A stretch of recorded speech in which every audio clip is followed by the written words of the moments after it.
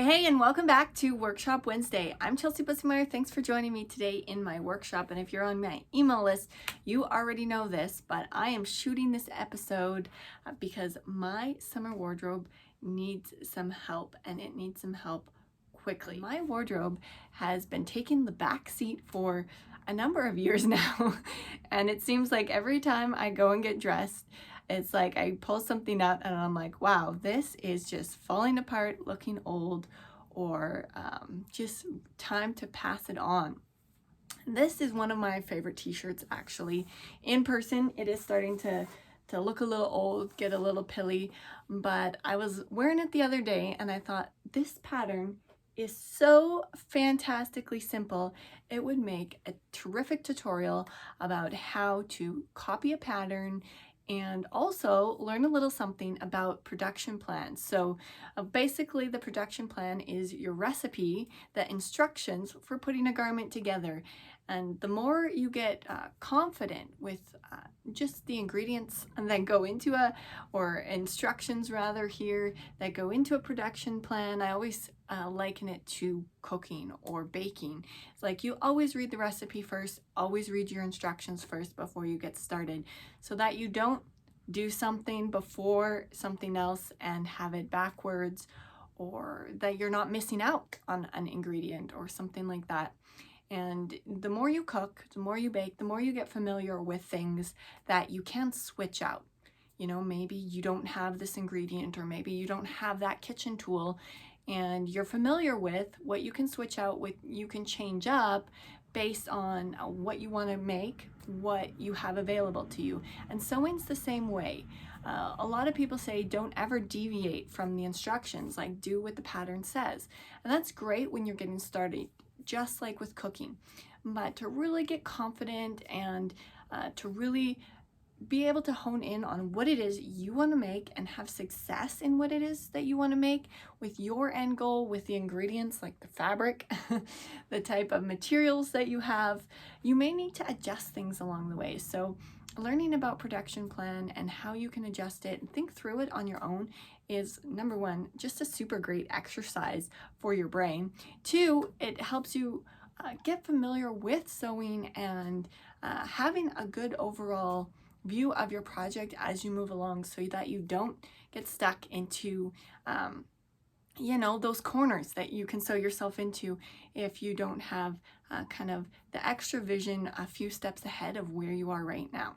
But without further ado, we're going to head on over to the table and look at how you would go about copying this pattern. And honestly, if you have any kind of experience with sewing, this pattern is so fantastically simple that you could probably draft it just from your measurements, adding a little bit of extra ease and watching my tutorial today. It's pretty neat. I love how the sleeves are cut on. It makes it just so simple to have those sleeves. It also has a seam down the middle of the back, which is really cool, especially if you find that garments aren't fitting your back very well, if you have kind of rounded shoulders or any kind of like dip, sway back, that kind of thing. You could totally put some shape into this back seam really easily. Garments with back seams are fantastic if you want to do a little bit more shaping and fitting. Seams and darts always equal 3D shape opportunity. And this t-shirt, it's just a straight seam. So rather than laying it on a fold, they've just had it on a seam. But I've been thinking too of like 100 different design style variations that I can make. I'm gonna do just this classic one, but my brain is already rolling in what I could do with, like, adding a little strip of maybe some pure cotton lace or something like that, or maybe having little sections open and kind of little peekaboos, or having little bows tying it, buttons maybe in sections, or even having like a button placket down the back would be super cute as well. That would be great for a chiffon version of this. I was thinking maybe a chiffon version would be cool too, and having that kind of a row of buttons. But that's kind of getting ahead of ourselves and the different variations that you can make in your production plan depending on what your end goal was, what design you wanted to create. So I promised you we were going over to the table to get started on our pattern. Let's do that. First things first, whenever you go to copy a pre-existing garment, the first thing you want to do is look at how many pieces are in the garment. How many actual pattern pieces do we need to make, and how many of each of those pattern pieces do we need to cut? So this particular t-shirt, since it has the cut-on sleeve, as I mentioned, it just has a back piece, and this is cut symmetrical to each other, and then the front piece. And since we've got symmetry both the right and left of this front piece as well, we would want to cut this piece on the fold and also copy the pattern by folding the t-shirt in half so that we have a fold line. I'm just going to flip it around so that we can kind of see the seam allowances and flatten it out a bit better. You always want to ask both of those questions. Is it a piece that we simply need to copy the entire piece?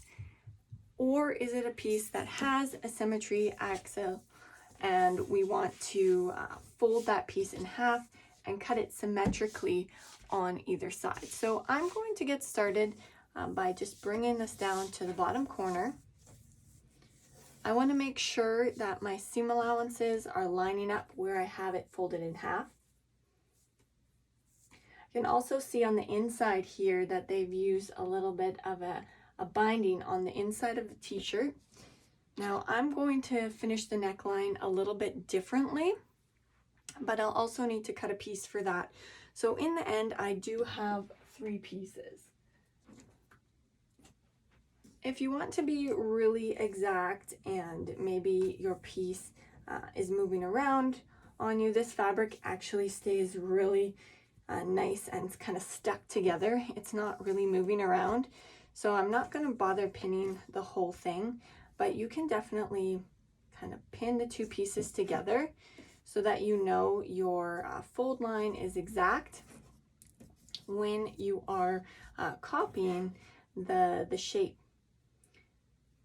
For this first make, I'm going to just do exactly the shape that this t-shirt is. I actually might change it, now that I said that, a little bit here in the armpit. But first, I'm just going to copy the original shape. As you can see, it's a little tricky to get this shoulder laying flat like this. So I'm going to just try folding this back panel in. This is always the trickiest part about copying a pre-existing garment when you're not taking it apart and you need to kind of fold it around. Sometimes you'll need to copy part of it and then move it a little bit so that you can get the other corners. But now that I've folded in this back piece, it's looking a lot better. I'm just going to make sure that I'm tracing the front seam allowance or edge here, hem of the sleeve rather than the back, because the back looks like it's a little bit fuller. So this edge is from the front of my t-shirt. Perfect. So I've got it laying out. I've got my fold line. Make sure that's nice and straight. And I'm actually going to trace it by adding my seam allowance. You can totally just trace the garment and then add your seam allowance, but I'm going to just go right ahead and add my seam allowance. You always want to start with a right angle wherever you have a fold line, even if it's just a very short distance that it's a right angle. Otherwise, you're going to have a point. If you want a V-neck on your t-shirt, then you will want to have a point, but I want to have a rounded front coming up on the hip. And here, just want to make sure that I get the right amount of seam allowance here.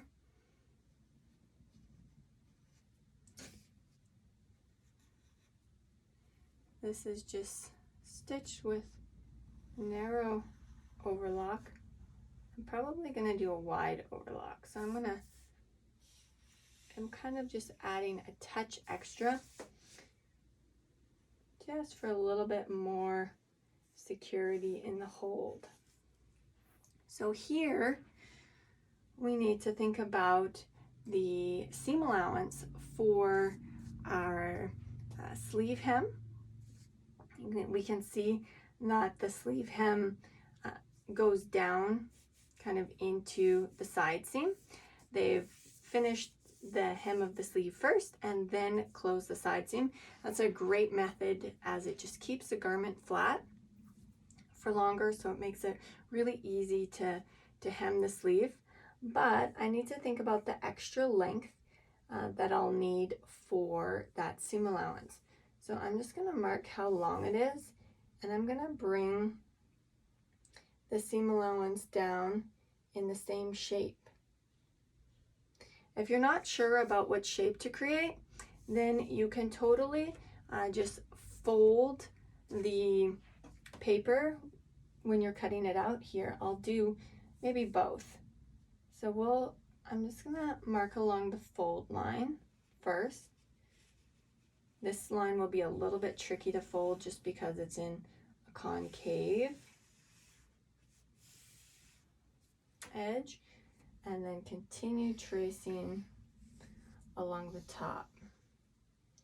It's just a soft curve as it goes on along the shoulder.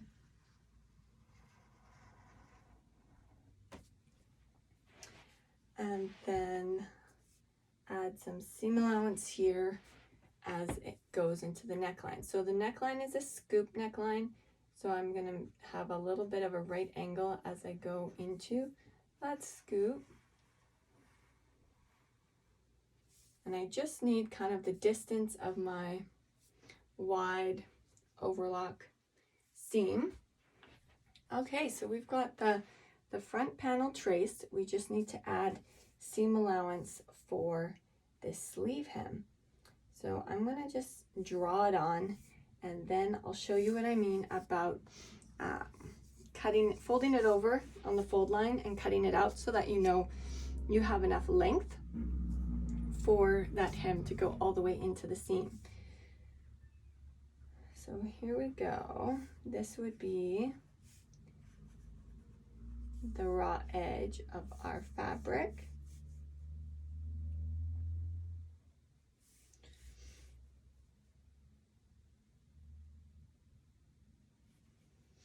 And then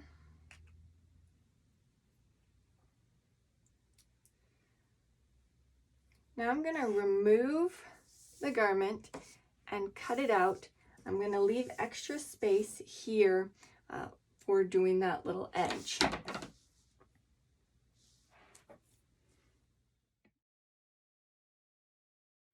So this is kind of a little bit of a cheat method for calculating the shape that this seam allowance needs to be. But what I can do is I can just fold the fold line. Again, because it's a concave, it's a little bit tricky. So I'm gonna just fold it flat right here at the bottom because this is where I'm gonna be working. So now that I have it folded exactly where I want it to be, I'm just gonna go to the top side here and cut it out right along that side seam where I want to close it. When I flip it around, I can now see where my seam allowance, the shape my seam allowance needs to take on. And I'm just going to cut this out a little bit more. Closer down so I can decipher the actual shape or length that I need for tapering the seam allowance out into the side seam. I'm keeping it a consistent width, so it's going to kind of drop down in a bit of a point. There we go. So you can see it's kind of a little bit of a funny corner in the pattern, but when I've folded over the seam allowance and hemmed the sleeve, then I'll have enough of that seam allowance to go all the way into the side seam so that this raw edge is finished off all the way around. Okay, so our first piece is finished. Now we're going to follow pretty much those exact steps for this second piece. The only thing that differs is since we are adding that seam allowance along the center back, we need to make sure that we've added that into the pattern as well. I'm just going to flip the t-shirt around because it's a little bit wider at the top with this cut-on sleeve.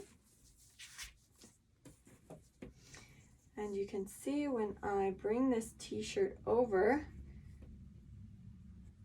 to the edge that it is just a straight seam right down the back. So you could definitely make the same t-shirt on a fold instead, or add shaping if you have curve in the top of your shoulders, or a little bit of a swoosh or swing down the back to accommodate for a sway back. I'm just gonna fold this front side in again. Double check that I have an accurate width and smooth out this top shoulder.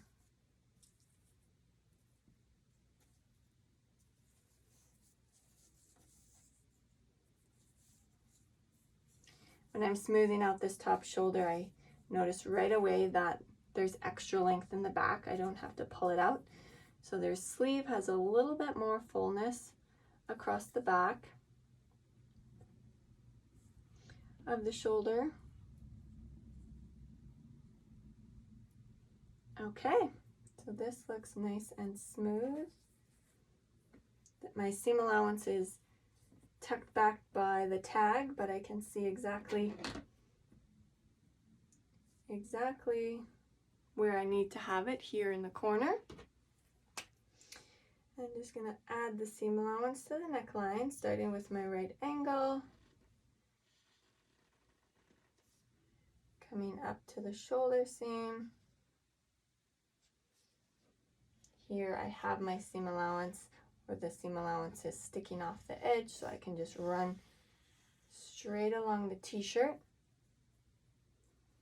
I'm going to double check this shoulder seam right away here with the front side because I want them to be fairly similar so they'll attach nicely. Go down to the hem, add my seam allowance down here.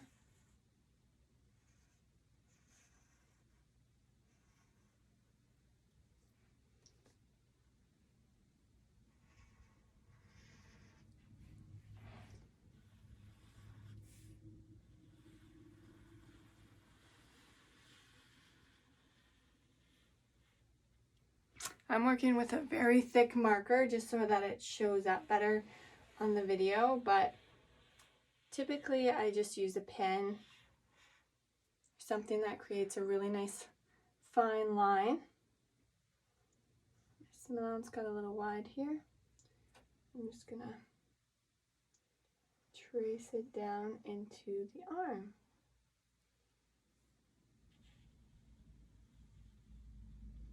That worked really well on the first set, so I'm just going to copy that method here as well.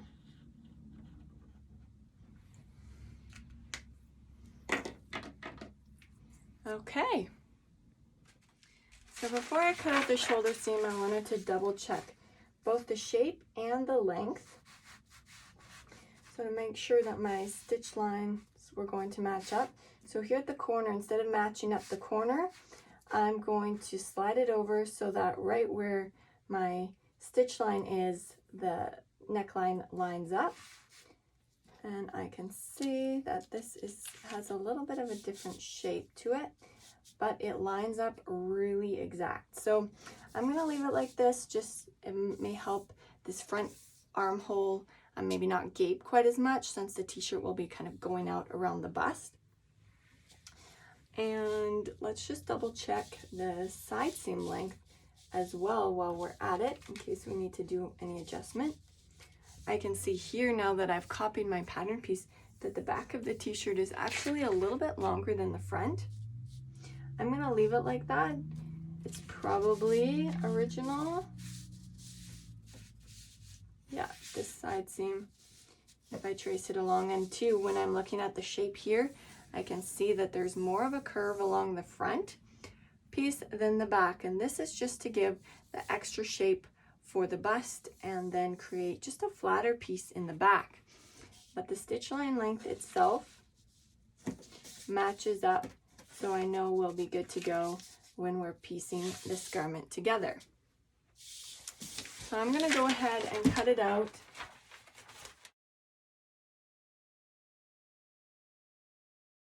Now that I have both the front and the back cut out, I'm just going to put in a little stitch line marking where my neckline will be finished off, so that I can find out what the full length of the stitch line is.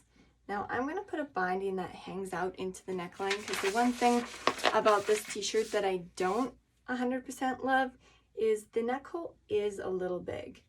I don't like neck holes to be too tight, but this one does slide around a little bit, especially because the fabric is a very soft, flowy fabric, so it does move quite a bit. So I'm going to just put on a binding, just a narrow one, but it's going to bring the neck hole in just a touch all the way around. And then I'm also actually going to just put a marking here where the shoulder seam is. So those shoulder seams are going to line up when the shoulder is closed, and this is going to be the shape of my neckline. Now where we have a tighter concave edge, I'm going to want to ease that binding on even more, because the stitch line length of this edge compared to the outer edge is much longer, and I don't want my binding to be flopping around. So there's different kind of calculations out there as to how much shorter than your neckline your binding should be. And the trouble with that is it depends on the shape of your neckline. If you have, you know, like a V-neck with a very straight edge, you can do kind of 1-to-1. You don't need that binding to really be shorter at all. But wherever you have a concave and wherever you have a sharper concave, like this spot here at the back, or even here as it goes around the front, you'll want to kind of stretch your binding a little bit more.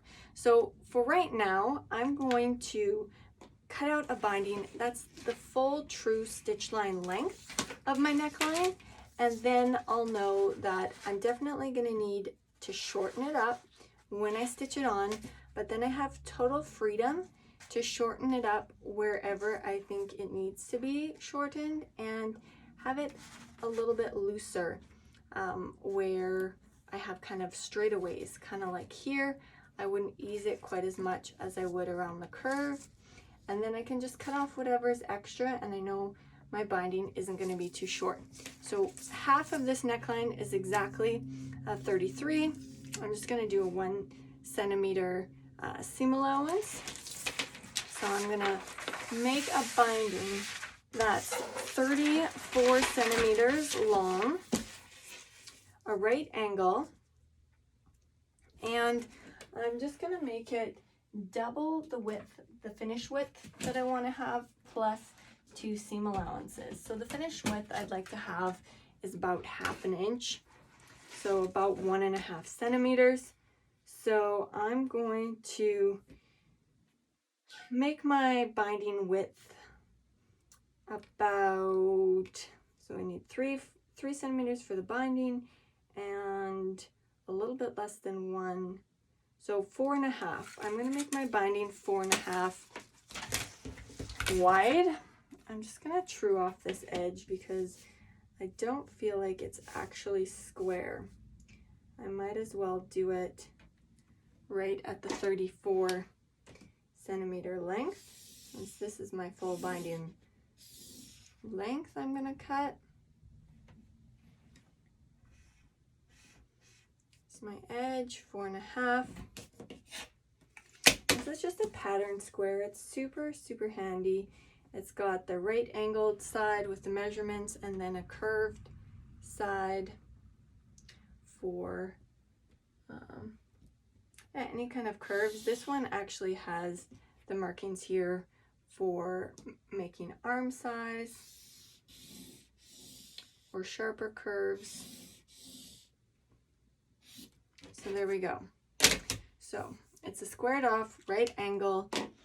My full neckline, this is half of the neckline length, but we'll cut it on a fold here. Cut it on a fold, and then it will be the full neckline stitch line length, and I can trim it down as I need to. I've just added the seam allowance to be safe, but I'll definitely be cutting a little bit off just because this neckline does have a couple of concave edges.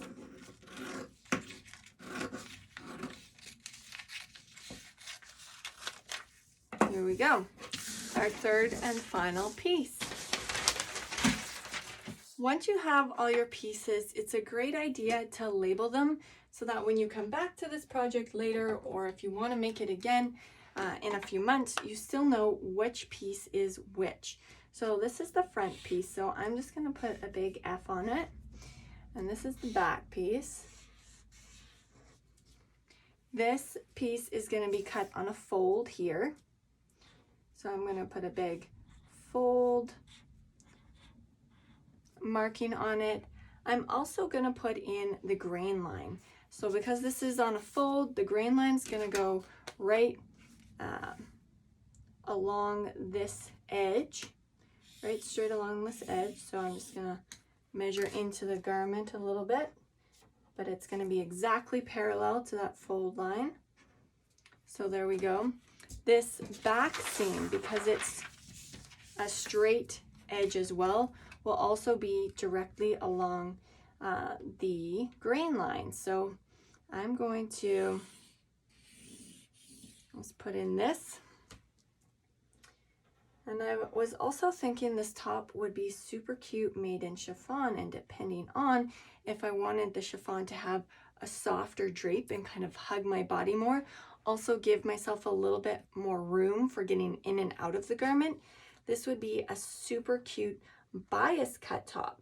So if I want to put in the bias cut grain line, I just need to switch to a 45-degree angle and just mark it in like this. So 45-degree angle from the straight grain is the bias cut grain line. I'm just going to pop that on this one as well, just so that it's ready to go.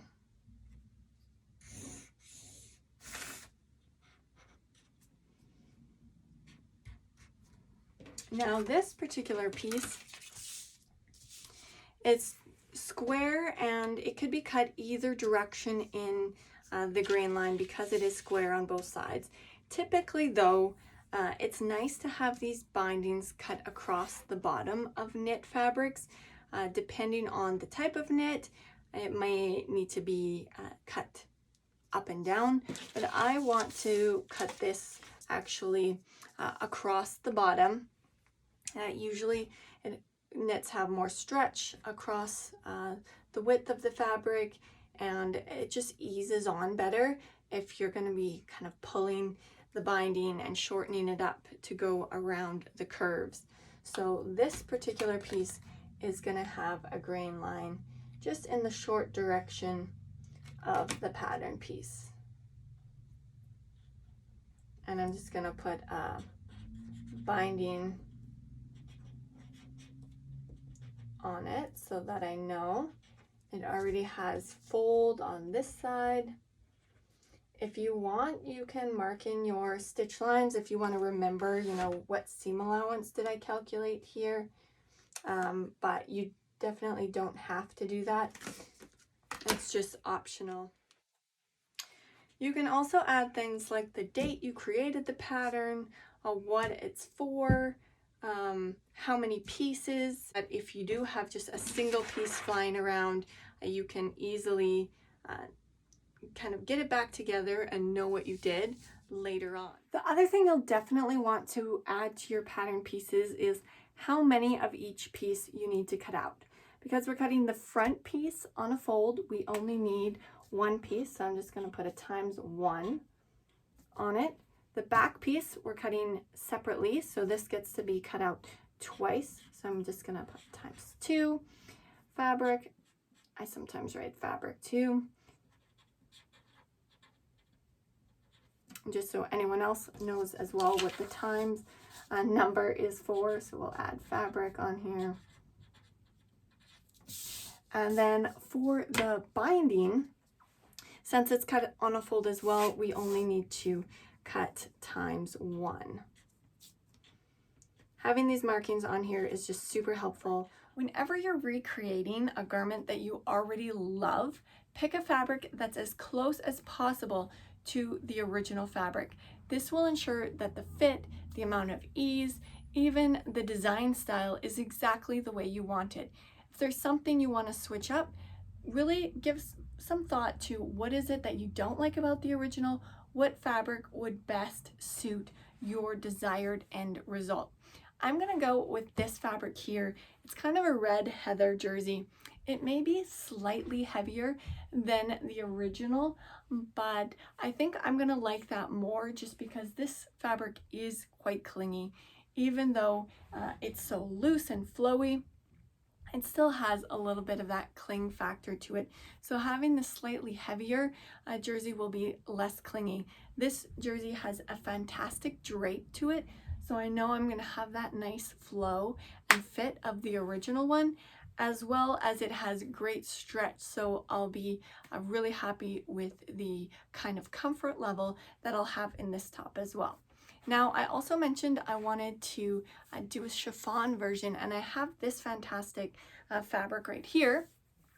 I've had this in my stash for like forever, and I just saw it today. It caught my eye. I was like, this would be great for some summer tops.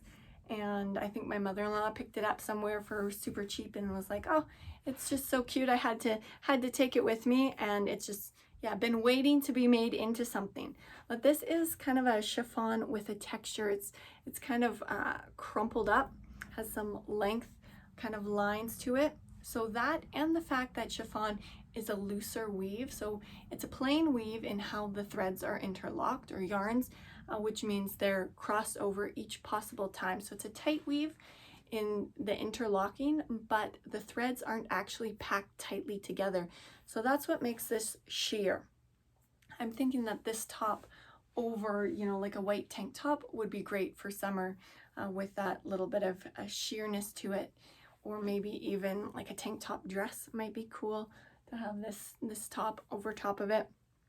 Regardless, getting back to the fabric, both the fact that chiffon is kind of in the crepe family and that the threads are over twisted, so being that they're kind of loose in the weave, that they're not packed tightly together, they can kind of scrunch up because the twist is so tight, as well as the texture to it.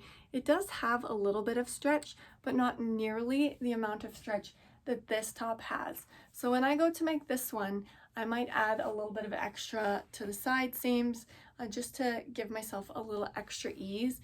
When I try it on, I can always take it in if it's feeling too loose, but I don't want to do this particular fabric on the bias because it has kind of that crunch to it and texturing, so it would kind of have diagonal lines across my body. I think they would be best just sticking in the grain up and down.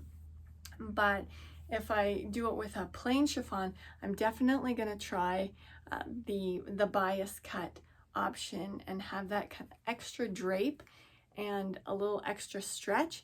And I'd probably actually go with this original pattern, because looking at my body's measurements compared to this pattern, I do have some extra ease already accommodated, so I think I'll be able to easily get in and out of the top even with that less stretch factor, and I'll still have the nice drape and flow. If I made this top with kind of, you know, a stiffer fabric, it might not turn out so well. It might be kind of boxy and just kind of shapeless. So that brings us to the end of this week's episode. Be sure to subscribe to my channel if you don't want to miss when I post next week's sew along tutorial. If it's after next week, I'll probably just pop the link down in the description of this one. And pop down to the description as well to find the link to my Facebook community so you can join and ask your sewing questions, get some extra tips and insight, and of course, just have fun with others that love to sew. You can also join my email list. The link is below as well. You'll get a free PDF pattern for another YouTube video sew along that I have.